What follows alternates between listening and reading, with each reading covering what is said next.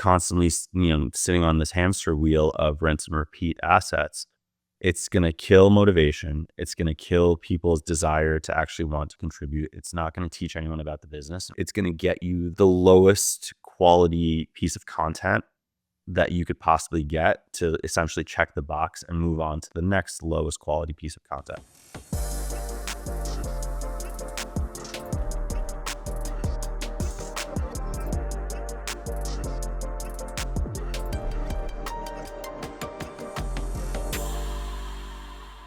All right, welcome back, listener, to another episode of Vision to Vibe, the show where we meet with the creative-minded marketing leaders of today and get inside their minds and figure out how they're starting to shape the marketing experiences and the vibes of tomorrow. And we're here with Dmitry Shamis, somebody I was very excited to get on Town Creative. I said, Dmitry, this is my jam, like what you help creative teams do, what you've done, what you stand for. I want to get the word out some more. I want to crack that open, Dmitry, and see if we can influence the minds of some other marketing leaders who are listening here to, I don't know, just be a little bit more entrepreneurial with what they're doing with their creative teams and their creative leadership, right? You ready to get into it? Absolutely. Thank you for having me, Nick. It's good to see you. It's good to do this. I'm looking forward to this. My pleasure, man. I'm so glad you're joining me over there from Chicago. He's got the caffeine flowing. We're ready to rock. So, Dmitry, we, as you know, we share a love of music, old school hip hop and stuff in particular.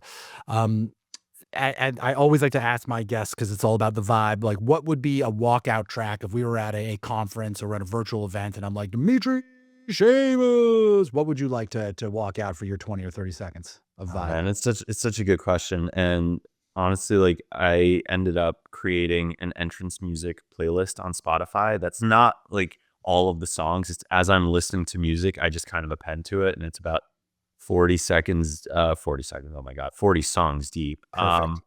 And Like a library for every mood, for every use case.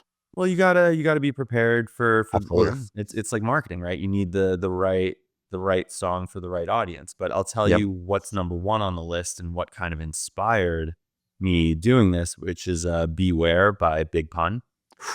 A big pun And track. You don't often hear that. Tell us why. Why does that like resonate with you? I gave you fair warning. Beware. Straight up. So like I grew up in New York City in the 90s. Hip hop was everything. It's we always hear about Biggie and Wu-Tang, who I love, right? Jay-Z Amen. came up a little later, Nas. Big Pun was one of those artists that was also in the mix, and unfortunately he died super young. But Capital Punishment was one of the seminal albums in my life. I mean, Twins' Deep Cover 98 is just one of the most unreal tracks ever. And, Dead in the Middle of Little Italy, that whole like piece is absurd. But it's one of those things where like, for whatever reason, like I love Big Pun. I love the album. Beware, I believe, is the first track on the album. So it literally just comes in like super hard. But for whatever reason, like I'll listen to Biggie a million times a year. I'll listen to 36 Chambers, especially like a million times a year. But Capital Punishment somehow gets into rotation like once. And inevitably, every time I hear it, I'm like, why do I not listen to this album more? Because I don't know. I feel like it should be on the Mount Rushmore of 90s, like East Coast hip hop albums. Well, let it be a reminder to us all who have grown up like I did as well, Dmitry, appreciating 90s hip hop, especially the East Coast side, where I hail as well, holds a special place in all of our hearts. And I agree, Big Pun's album just didn't get a lot of airplay beyond some of those top 40 tracks that we all know and love so well. So let all of us, whether it's Spotify, Apple, iTunes, YouTube Music, get back in there. Type in Big Pun and just go on a journey, right, Dmitry? Give the man his love and give his kids his royalties. That's it. And give yourself a history lesson in a vibe long forgot.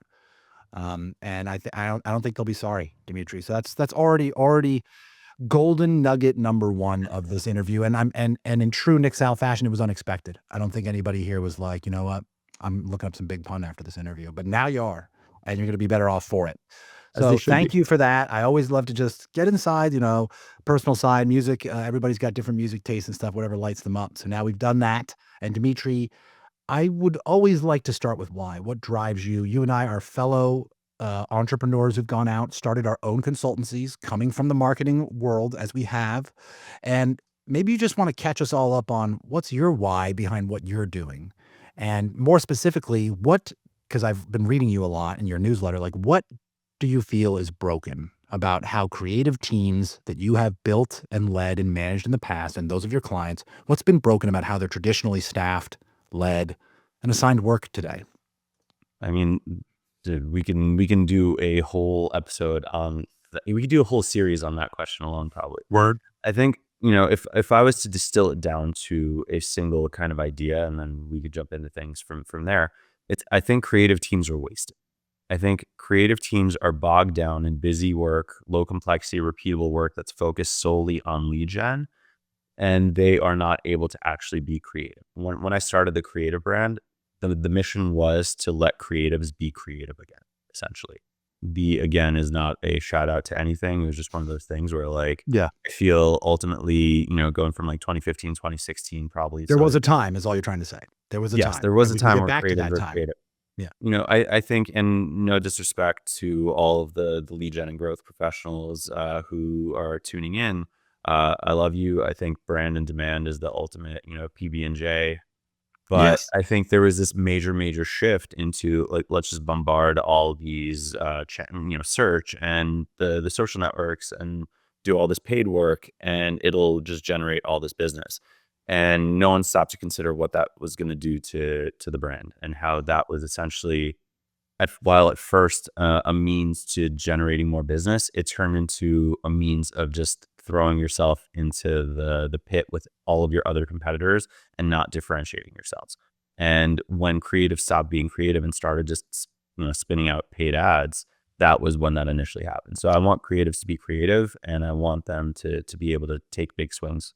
And creative teams have become a bit too reactive these days, despite their best intentions. It seems that creative teams are being more order takers rather than being sought out for their strategic thinking, their longer term ideas, the larger vision behind what they're doing. Right, that's some of what you're talking about can happen. It's not that it's bad to do demand gen or to create those assets, but it seems it is bad if your creative team just basically is so bombarded from all different corners of the organization, from so many different stakeholders, without forecast, without prediction, without control, without leverage, and the creative team just has to take it and just respond to whatever the latest sort of ticket is. They become more like ticket takers versus strategic partners in many organizations on average, right? For sure. Yeah, it's definitely not everywhere. And No.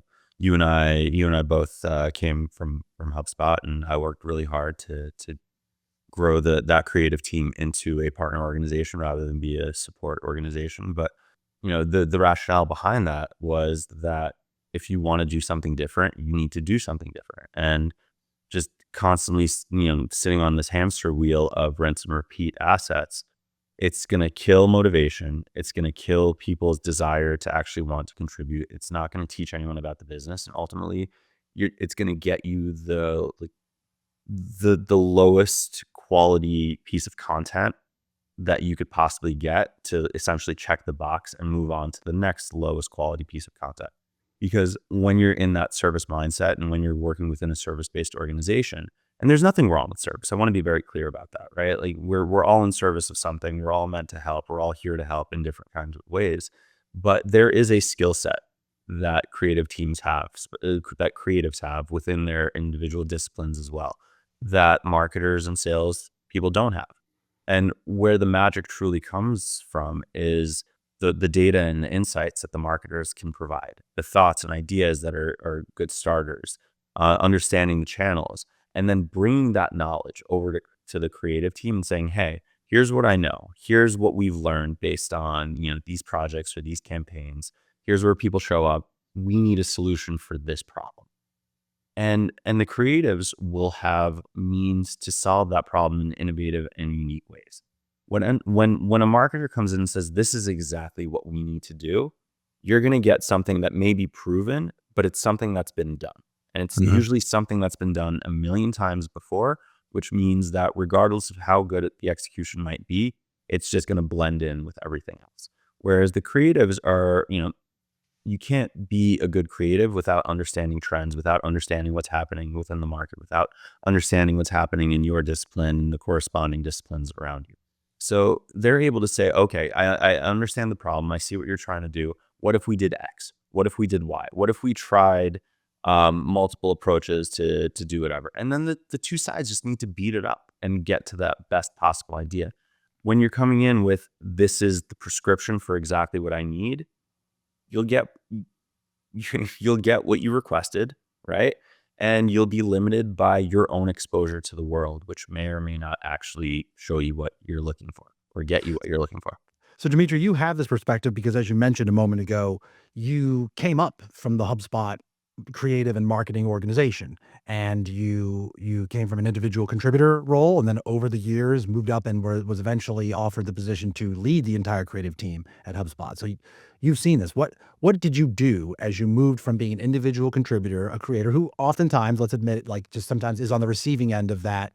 Here's what I want to do. What's it going to take to make it sort of mentality? What can you talk to us about some innovations that you found over those years that you are now bringing into the offerings and the work that you do with clients? How do you get control? How do you help fix that dynamic? Because organizations want that dynamic to be fixed. It's not on purpose that it happens that way.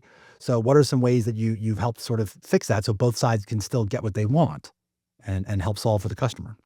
It's a great question. And I mean, for me, that journey from IC to head of the team was long. It happened over the course of the 8 years, and a lot of great teammates, a lot of great partners throughout, both within creative and marketing and the entire company, truly.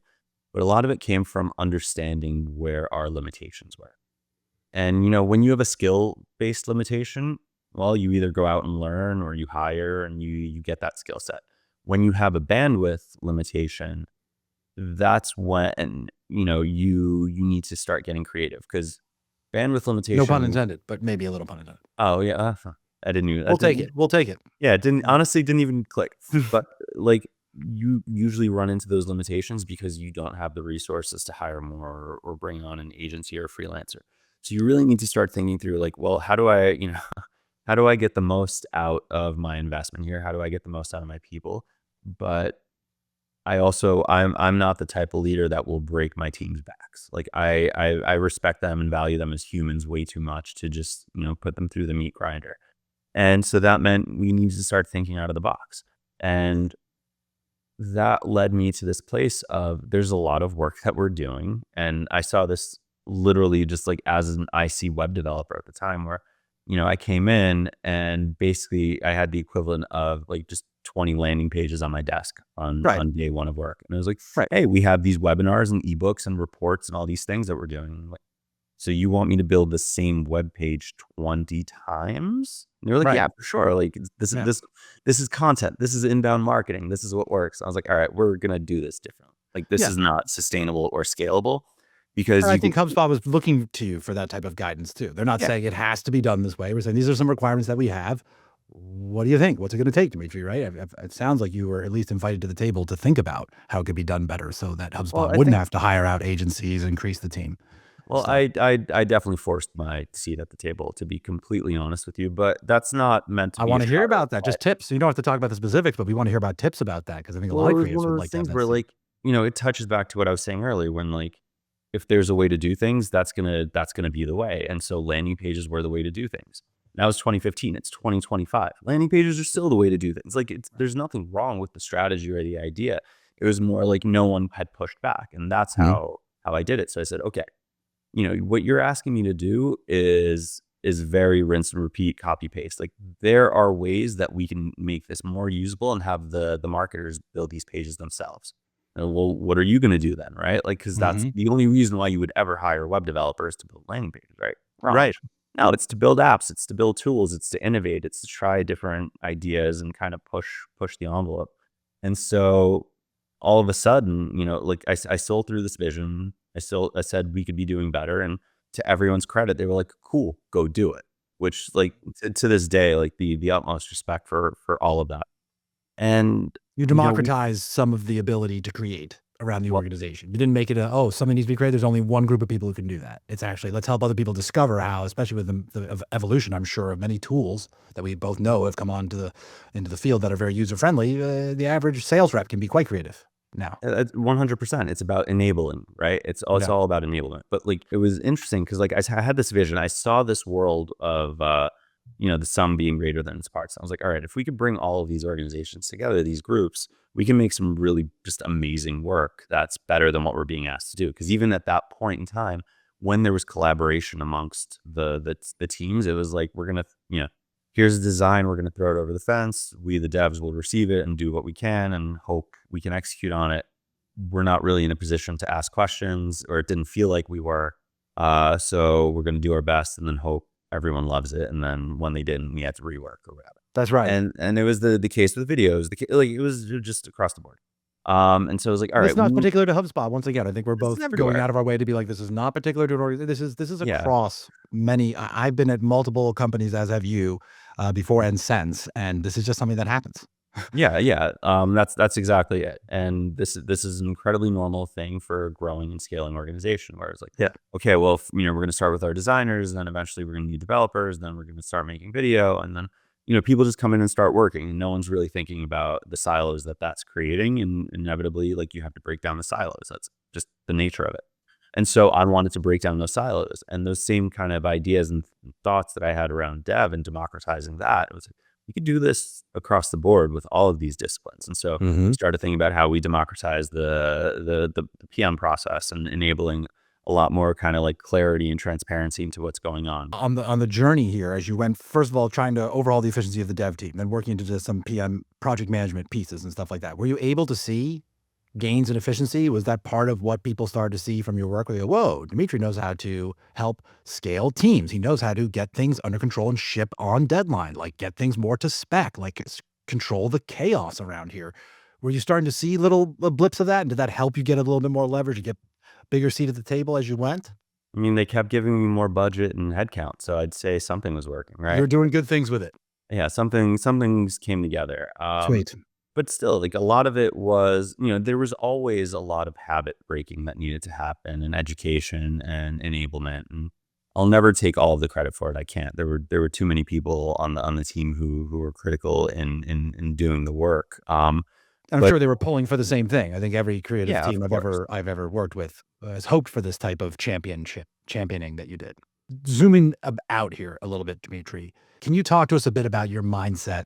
If we've got creative leaders listening in here, they've got a small creative team, limited skill sets, they've got some budget, they're looking where to spend it. Like, how do you think about the evolution of a beginner creative team at a startup, let's say, SaaS startup in phase, Series A, Series B, just that earlier, scrappier phase, and how agencies get involved, and what is the role? And this is obviously a huge loaded question, because a lot of it depends, and what if, who are we talking about? But just talk a little bit about your vision, your mindset around where and how agencies should be involved as a creative team starts to grow up and specialize and stuff like that. For sure. So I will preface this by saying this never wins me any fans within the creative space in particular. But a couple of years ago, if you asked me this question, I would have been like, you probably start with a brand designer that can define your brand, that can establish your guidelines, that can help the team understand, the broader marketing team understand what you're trying to achieve there. These days, I would start with creative ops. I would start with project management. I would start with Hello, production. there's a I would, hot take. No one saw yeah, that coming. yes, you did. Well, I Um, sort of did a little, yeah, knowing you, but yeah. no, and here's the thing. Like, I think, and this is where Dimitri gets unpopular. I think making has never been easier. That's not to say it doesn't require skills. It doesn't require time. It doesn't require a lot of work. But especially when you think about some of the low complexity stuff that a lot of startups will be doing as well. Like, it's not the action of making that's important. It's the facilitation of the work that's important. Mm. So knowing how to get the work done at that early stage, I think, is way more valuable, because what ends up happening is these startups or these smaller companies, these smaller marketing teams, they'll go and say, okay, we need design work done, and they'll hire a designer, and then they will have no idea what to ask for. Whereas, a project manager, for instance, can have a conversation with that marketer about what their needs are and what they're trying to achieve, and can coordinate with, the marketing leader or the brand leader, whoever it might need to be in that particular instance, and then say, okay, cool, we need help. And this is where, to go back to your question, an agency might come into play. But ultimately, like, we live in this world now where hybrid teams are becoming really, really important. Hmm. So, having that facilitator, that PM, that producer, inside, and having that agency or freelancer or contractor on the outside is totally normal. And there's going to be a world where eventually you have enough needs and enough clarity on what you're trying to achieve that you may want to bring some of those skill sets in-house, and that's where your design team starts to come into play. That's where your dev team might start coming into play. That's where your video team, especially these days, like video has become way more important, and rightfully so. You may start building a video team, but ultimately, like, a lot of it should come from just saying, we know we need this type of work. How do we get it done? As opposed to, we hired a designer, so now we're just going to do all design work, when it may or may not make sense. Like, you need to think about the outcomes. You need to think about the channels. You need to think about the audience, and then you need to bring on the people that will help you get in front of that audience, on those channels in the best possible way. Right, in the best possible way, not because they're on staff now, we have to go with the designers, we hired the designer, and I'm thinking as you were telling me this, Dimitri, I'm like, this is probably where some of that legacy creative what got broken with some of the creative teams that get built inside of startups as they grow, because you're right.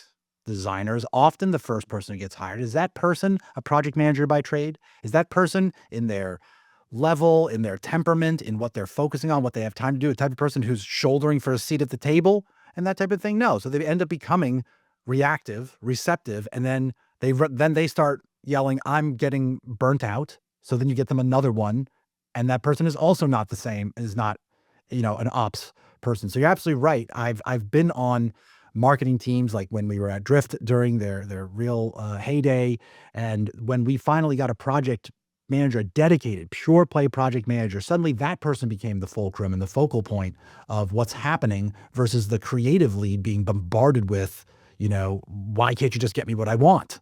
And they're like, I'm thinking creative stuff. I'm trying to get this team to create on spec and to be efficient in what they're doing tactically. So I just a revelation that you're bringing up here, man. And I don't think it is common wisdom to go, oh, we're building up our creative team. We're going to hire our first couple in-house creative people. Better be a project manager, a creative ops person. A good project manager, and just like with any skill set, there's good ones, there's bad ones, there's so ones, but a good project manager, if you think about like a wheel, is that hub. They're right in the middle. Everything goes through them, in and out, in and out, in and out, and they're the ones who are keeping everyone together and everyone moving in the same direction. And it's not just a creative problem. It's an overall marketing kind of problem. And the the best PMs will make life just so much easier for everyone across the entire, let's say, working team in this particular instance. And that's what you help bring to organizations, whether they have a creative ops person or a project manager assigned. You still bring that rigor and that mindset, right? And I want you to talk about one artifact that I was really taken with from your newsletter, The Creative Brief, when you talked about the intake form. And so you've talked for several minutes about efficiency, having a project management mindset. And also you talked about innovations in technology and what technology makes possible and how you can democratize this. Can you just, with that context, that tee up there, can you tell us about the vision behind, your creative intake form and how that is part of this movement, this mindset you have? Absolutely. I think creative work, technical work of any kind, relies on focus. It's the most important thing that you could possibly have. And when you get distracted, when you have to context switch, when you have to do anything, you lose that focus, and it's so hard to get back. And in a lot of early organizations where those distractions come from, um, it's Slack messages, it's emails, it's quick like shoulder taps if you're in the office. And the person asking wins, right? Like, they get their quick thing. The person that they asked has now lost all focus, and they have to now lose another 15, 20 minutes to kind of get back into the zone, right? Of where they were. So one of the things that, I believe in is having a single kind of entry point into creative, to eliminate the Slacks, to eliminate the emails, to eliminate the shoulder taps, to eliminate pretty much any, I'm not going to say any and all distractions, but as many distractions as possible. And the intake form is that thing. So going forward, instead of, someone asking the question, you fill out the form. That form gets, it asks the right questions. Who is this work for? Why are we doing it? Do you have budget? Who's approving it? Why, when is it due, right? Like what's the deadline? What's driving that deadline? There's a ton of different questions that kind of play into it that are really important. And that then gets fed into a project management system like Asana or ClickUp or Monday.com or one of the million that exist at this point. And from there, now your project managers or your creatives, if you don't have project managers, have an opportunity to see all tasks that are ongoing and upcoming at the same time. And so now it's not a question of who's the first person that reached out. I'm going to do their work first. It's we actually have an opportunity to prioritize and to be smart about what happens. Because in a world of first in, first out, priority doesn't matter, impact doesn't matter. It's just Mhm. speed. Right. And oftentimes, speed doesn't actually indicate anything of substance in this particular instance. Yeah. I'd So, argue it creates a doom spiral for creative because now they're crushing tickets instead of trying to align with revenue. And then when creative tries to come back and ask for more resources or whatever, they go, well, what have you really done that's aligned well with revenue? You're like, I thought I was just supposed to get the tickets done. It's like, and well, you that's got to kind of do exactly both. it. Yeah. So that's exactly it, right? Now, all of a sudden, you have an opportunity to prioritize and see what does and doesn't actually make an impact and focus your time on the things that do make an impact. When you think about prioritization, they can't just what are they prioritizing on? I want to do this work. I don't want to do this work. Like that's nonsense. You can't do it. Right. They have to prioritize based on business impact, which means Yeah. they have to understand what will make an impact on the business. That's right. So on the one hand, it forces that thinking about revenue, like you're talking about, and business impact. On the other hand, it actually makes them much better partners once you're doing the work because it's not just like, oh, I know how to make this cool thing because I saw this great TikTok or whatever, because I found this new library. It's I understand what we're trying to do at a business level. Here's how we do this in the coolest, most interesting, most differentiated way. By adding this step, if somebody's listening here and they're not a creative and they're thinking, well, great for the creative team that they get all this information fed to them. It puts a tax on everybody else who's requesting it to have to think all this through instead of can you just get with this landing page already? But it's actually a two-way street because if the requester in your framework that you're painting, this picture you're painting for us does their job and does make a good case, this is a high priority item with revenue alignment and alignment with the business's priorities. Now the creative team can't go, oh, I just don't want to do that.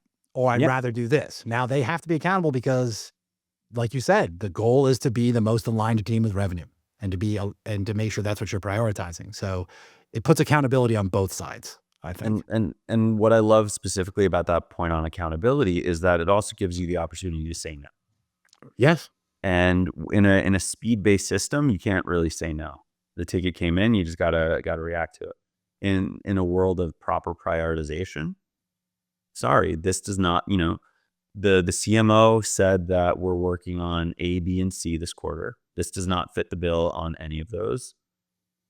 You could do this on your own with the CMS or with Canva or whatever. You can outsource this to one of our vendors if you have like a trusted vendor list or something like that. Or you could say, wait till next quarter. But I'm you glad you have went on to say that real quick because I think you're not advocating for just slamming the door in any internal never. customer or stakeholder's face. The no is no, the creative team should not necessarily have this in their queue. And you should, and there's 6 different ways you just listed off, how the person can still get what they want. Yeah. Possibly even better. What it eventually became, especially as like some of those other tools came into existence, was yes and. It went from no to yes and. Hmm. And it's like, yes, I would love to help you. And here's this amazing Canva template that you could use to create this. Yes, I'd love to help you. And here's this great vendor that we worked on that is within your budget or whatever it might be. So that yes and changes perspectives in a big way because when you're no, when you're the guy that says no, you're the villain. When you're able to say yes and then provide an alternate solution, I'm not going to necessarily say you're the hero, but you've still enabled this person to get their job done and do everything that they needed to do. So you train your clients and their budding creative teams to be able to talk this language.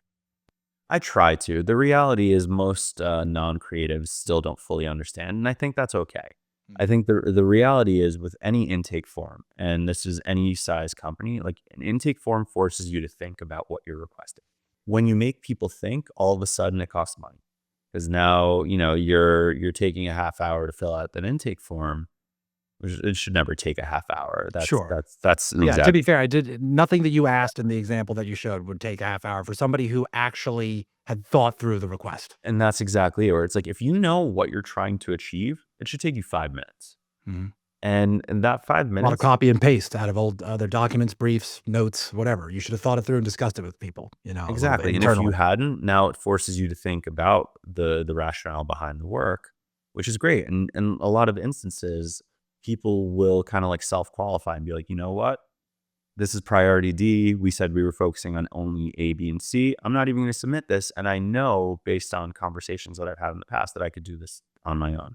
That gives everyone an opportunity to reprioritize based on data that was made available based on the fact that there were these systems for scale that were available to them. But ultimately, what I was actually trying to say is like that intake form should still come into project management. And project management should work with stakeholders to help them understand. Like, I think there's a world of self-qualifying in the sense of like, yes, I can do this on my own and I will. I think that's great. But I don't think people should try to force it. It's okay to ask the question. Like the goal is still to be collaborative and to partner in the right ways. I So really submit the form if you're unsure, and we'll talk it through.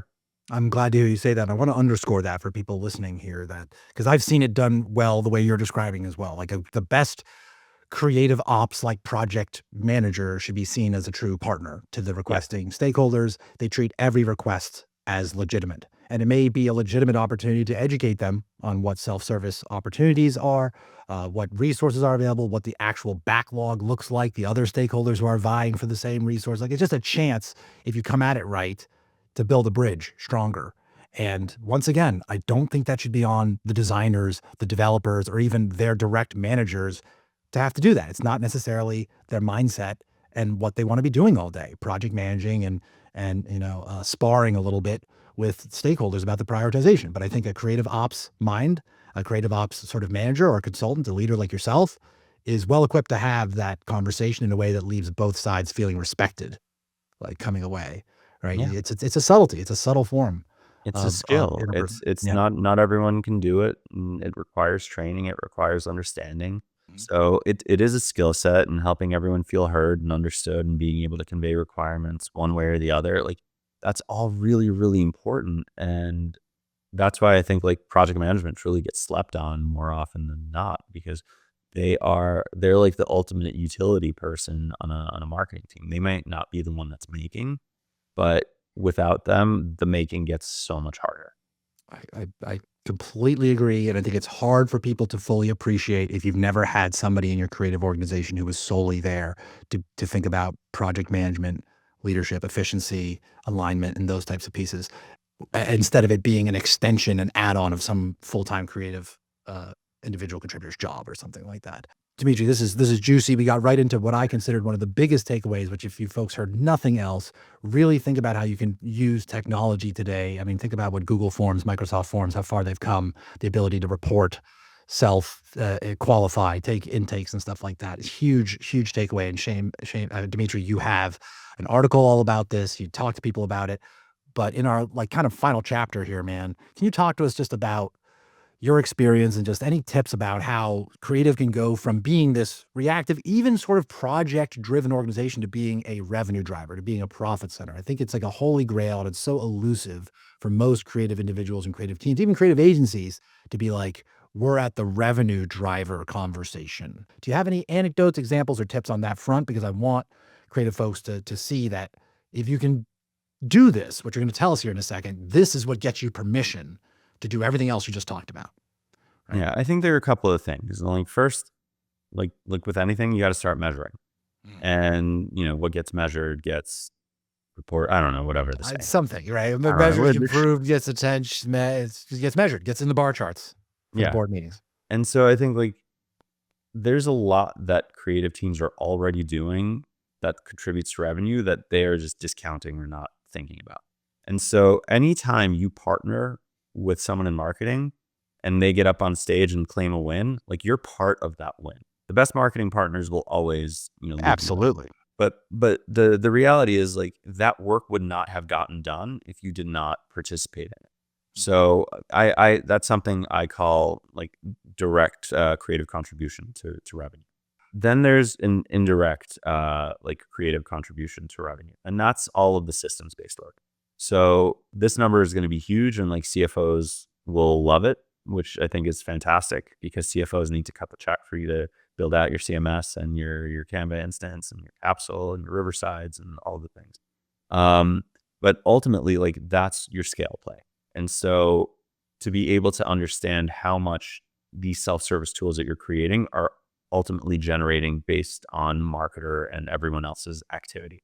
So now all of a sudden it's like, okay, yeah, well, maybe we sunk this amount of money into creating a CMS, but over the course of the year, the marketers have created 100 new web pages. Those web pages have done this much traffic. That traffic has generated this many meetings. Those meetings generated this much in revenue. Like that one's the harder one to measure, truth be told, but it's a much bigger number. And if you can get a grasp on it, like it's really impressive. Like even thinking about the design side, because that one, Canva is a little different to report on because, someone saw a social graphic. You can't necessarily always align that to some sort of conversion, but you know what? The team created 100 designs this week. On average, design costs us 75 an hour, either through our internal kind of like salary or through uh, external hiring, some sort, outsourcing, whatever. Well, that's $7,500 that we saved this week alone. I think that's Um, the key, what you said there, like the mhm. before, the after, the benchmark against the status quo. That's how you start to show the differences. This is how it was done before. This is how many tickets we were able to process. This is what the typical impact or the lift was in the conversion, what we've done in the past. Now look at the difference. And again, if Exactly. you got to be project managing and measuring in order to have that story. So what I want to do for with teams that I lead and teams that I work with is enable the brand and creative teams to bring their own ideas into the mix and say, hey, Yes. we know what's going on in the business. We understand what the goals are. We understand where we're trying to go this year. I think we should do this. I think we should do this other thing. I think, and use that as a mechanism for generating revenue as well. And that's where you're now 100% like removed from everyone else in a way where, direct is a shared number, indirect is a shared number. The creative sourced, that is a creative owned number. You are now directly contributing to revenue. And that's because you were the ones who came up with the idea and were able to execute on it. And the only way to get that done is like through pitching. And I Yes. think this is Talk to us this about is that. What it takes to get creative into more of a pitching mode proactively versus reactively. Any examples or tips there? yeah. So for pitching is a muscle that you need to build. And it starts reactively. And it comes from probably not a great place if we're honest, where You wanted it this way. I think we could do it even better this exactly. way. That's exactly it. But that's where, if you go about it the right way, that's where you have the opportunity to kind of start changing the mindset of your partners across marketing. You get a few of those W's and now you're able to say, "Hey, Nick, I was reading the memo that came out from the CMO, or I watched the Loom video, whatever it might be. What if we tried this approach, or what if we did this, or I have this idea for a project, or an idea for an execution." I mean, like there's so many great projects over the years, but you know, a lot of those like HubSpot tools came from just random ideas that some folks on our team had, but being able to stop and take a look at what's happening around you and understanding the technology and understanding the customer and understanding just like what those expectations are and saying like, you know what, I'm not going to wait for someone else to come up with this idea. I'm going to drive it myself and see where we can take it. Like that's where the good stuff happens. That's where you start getting wins. That's where you start earning trust. And it never has to be at that like top level. It could Right. just be, I remember my inbound. I remember my very first inbound. We were looking to move more tickets, and I was like, what if we created like a quick quiz app that was like, should you go to inbound, yes or no? And it Yeah. it just I asked a love a bunch good quiz app like that. and it just asked like 5 or 6 different questions. I remember there was a library, and like the reality was no matter what you chose, the end Pretty result good chance you should go to inbound. Yeah. no, it was always 100% yes, you should go to inbound. Yeah. But And put it in the context. To put it in the context of whatever reasons they gave or and it challenges they gave. Yeah. yeah, it drove like 500 ticket sales or something like that. I don't remember exactly. Oh, Like that's a lot. back then, yeah, that was massive, and it was Yeah. just like a random off the cuff idea, and that's why like I encourage teams to share those ideas and share those thoughts and pitch them and see what happens because yeah, they Creative might. sourced, baby. That's what you're talking about. That's a creative sourced idea. Now, Yeah. I also want to encourage folks, if you haven't heard it yet, like through the tea leaves, what Dimitri's saying, like you can also add value to an existing idea that comes in. And then therefore you get that direct creative contribution, but in a more measurable way. They came in asking for X. I gave them X plus one. So the Mhm. plus one on that came from over here, from this corner. So it was a team effort, and my team didn't just ship whatever somebody told us to ship. We reimagined it based on, again, what you just said, seeing what's going on out inside the company, in the market, and so on. And it's a great way for the creative team to hang their hat on something. Yeah. You know, It's honestly, it's the most fun work too. When when you're not responding to someone else's brief, but creating your own, you have a different kind of ownership over it, and you want it to succeed in a different kind of way. You pay attention in a different kind of way. It's a beautiful thing, truly. So oh my creative source gosh, is where it's at. Dmitry, you just put us here. We are riding off into the sunset of this episode. You're absolutely right, and I think we are two guys out here having fun because we are in control of the creative process behind each of our brands, our marketing funnels, our content strategies, and stuff like that. It was such a blast jamming with you as we prepared for this episode, talking about the various things that we're doing, reading your newsletter, getting inspired, bringing that into my own engine I'm building here. So why don't you just talk to us as we close out here? What are some things that you're excited about now that you're having fun? You're in the complete creative driver's seat of your own brand and your own content engine. What are some things that you're working on, you're excited about, that people can keep their eyes and ears open for in the near future here from you? There's a ton, honestly. Like I've been super busy, and one of the things that I realized that I'm most excited about, where it's like when I got into consulting, when I started this company, I was like, I'm going to work with all these amazing businesses and help them figure their stuff out. And I'm doing that and I'm enjoying it. But it's also given me the opportunity to think about what I want for my own business. And like you said, like owning the process, owning the creative, owning the everything. And so that's where the newsletter came from. And it's a weekly newsletter called The Brief Creative that I send out every Saturday morning. And it's a lot of like hopefully usable frameworks and tips and tactics and ideas and that anyone can kind of implement right off the bat that I've been really excited to share. I've been And working I'll on say it is the polar opposite of AI driven content fodder. It's full of personal anecdotes. It's real time. It brings in the zeitgeist of what's going on. So yeah, I just want to vouch for it. It's real quality inside Dimitri's life and head as a creative lead and as a father, as a guy living in Chicago and stuff. Thanks, Nick. Yeah. I'm launching a podcast, Hello. which is really exciting. Hopefully by the time people see and hear this, it will be out. But it's called "What's Your Process," and essentially, it's a one-to-one conversation with some of the best marketers in the world, and I have them walk me through what they're world class at.